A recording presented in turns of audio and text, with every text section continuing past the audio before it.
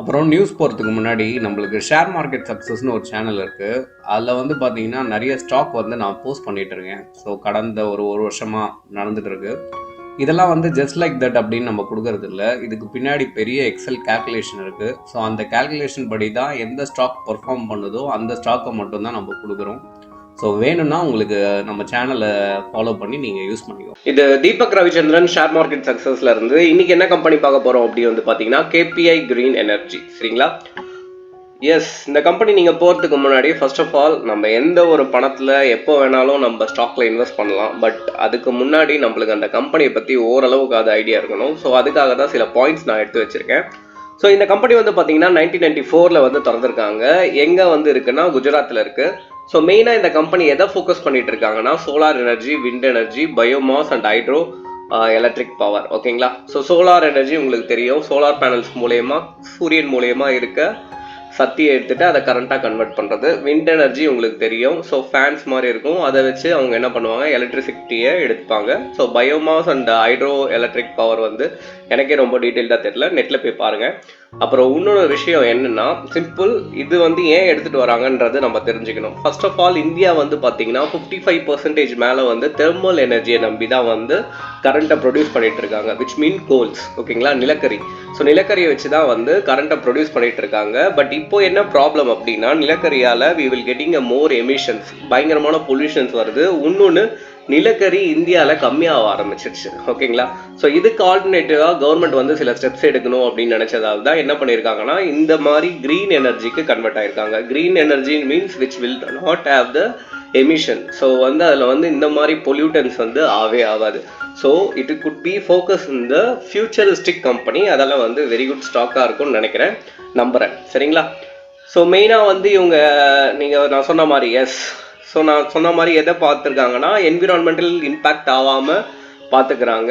இன்னொன்று என்னன்னா, குளோபலி பார்த்தீங்கன்னா ரெனியூவபிள் எனர்ஜியில் இப்போ இந்தியா வந்து 60% எடுத்துகிட்டு வரணும்னு பார்க்குறாங்க. இப்போ அட் த கேஸ் 22% ரெனியூவபிள் எனர்ஜியில் எல்லாமே ரன் ஆகிட்டு இருக்கு. ஸோ 60% வந்து எடுத்துகிட்டு வரணும்னு பார்க்குறாங்க. ஈவன் தோ சைனாவோட அதிகமாக ரெனியூவபிள் எனர்ஜியை இந்தியா வந்து கன்சியூம் பண்ணணுன்ற மாதிரி நினைக்கிறாங்க. ஏன்னா நம்ம கண்ட்ரி உங்களுக்கு தெரியும், we will have the all kind of monsoons. கரெக்டுங்களா?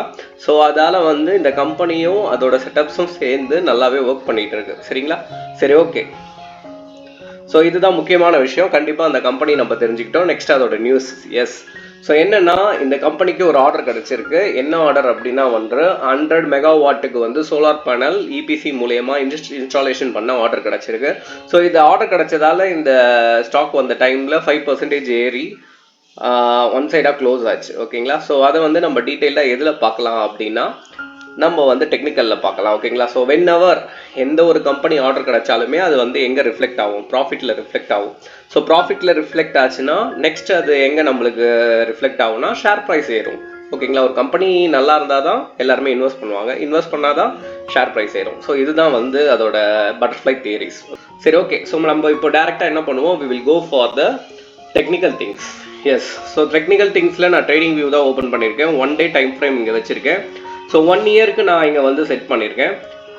நம்ம சேனலோட ஐடியா எப்படி இருக்கும்னா, ஃபஸ்ட்டு இந்த ஸ்டாக் எனக்கு வந்து 1 இயர் முன்னாடியே தெரிஞ்சு நான் இவ்வளோ அனலைஸ் பண்ணியிருந்தேன் அப்படின்னா, I am a just investor. Invest பண்ணியிருந்தா எவ்வளோ ரிட்டர்ன்ஸ் வருதுன்னு நான் ஜஸ்ட் பார்ப்பேன்.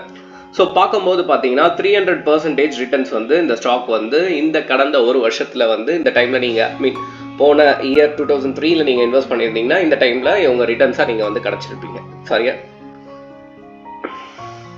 ஸோ போன இயர் 2003 இன்வெஸ்ட் பண்ணியிருந்தீங்கன்னா இந்த இயர் வந்து உங்களுக்கு ரிட்டர்ன்ஸாக இவ்வளோ வந்து உங்களுக்கு கிடச்சிருக்கும். ஓகேங்களா? பட் இந்த ஸ்டாக்ல ஒரு சின்ன பிரச்சனை இருக்குது. என்னன்னா, இந்த ஸ்டாக் வந்து sometimes it will look like a bubble stock. So bubble stock அப்படின்னா என்னன்னா ஒன்றும் கிடையாது.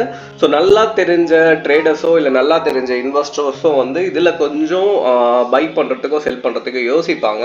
ஏன் அப்படின்னா வந்து பபுள் ஸ்டாக்ன்றது வந்து லைக் என்ன சொல்கிறது, ஒன் சைடாக அதோட ப்ரைஸிங் வந்து ஏறும். ஓகேங்களா?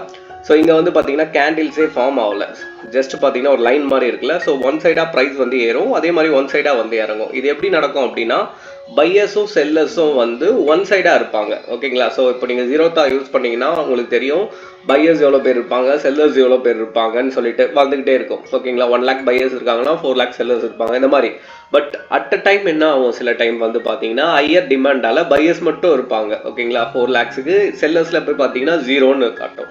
ஸோ அந்த மாதிரி திங் மார்க்கெட்டில் நடக்கும்போது என்ன ஆகும் அப்படின்னா இந்த மாதிரி காட்டும். ஸோ இந்த ஒரு விஷயம் வந்து இங்கே வந்து லேகிங்காக இருக்குது. பட் நான் இன்வெஸ்ட் பண்ணி இதில் ரிட்டர்ன்ஸ் எடுத்திருக்கேன் ஓகேங்களா. பட் ஓன் ரிஸ்க் நீங்கள் வேணும்னா இன்வெஸ்ட் பண்ணலாம். பட் ஃபியூச்சரிஸ்டிக் கம்பெனி அதுக்கு வந்து கேரண்டி நல்லாவே இருக்குது. இந்த பர்டிகுலர் ஏரியாவில் மட்டும் அப்படி நடந்ததால் மேபி இன்னும் 1 இயர் கூட நம்ம கொஞ்சம் யோசிச்சுட்டு இந்த ஸ்டாக்ல இன்வெஸ்ட் பண்ணலாம். That is better thing. I can able to assure it. Okay சரி okay. So whatever stock நான் சொன்னாலும் சரி, உங்கள் ஃப்ரெண்ட்ஸ் சொன்னாலும் சரி, வாட் எவர் யார் சொன்னாலுமே சரி, நீங்கள் ஒரு அனலைஸ் போடுங்க. கூகுளில் எல்லாமே ரெடிலி அவைலபிள். ஷேர் மார்க்கெட்டை பற்றி கற்றுட்டு உள்ள வாங்க. கற்றுக்காமல் வந்து ஜஸ்ட் லைக் தட் இவங்க சொல்கிறாங்க அவங்க சொல்கிறாங்கன்னு இன்வெஸ்ட் பண்ணுறது it's a waste of thing.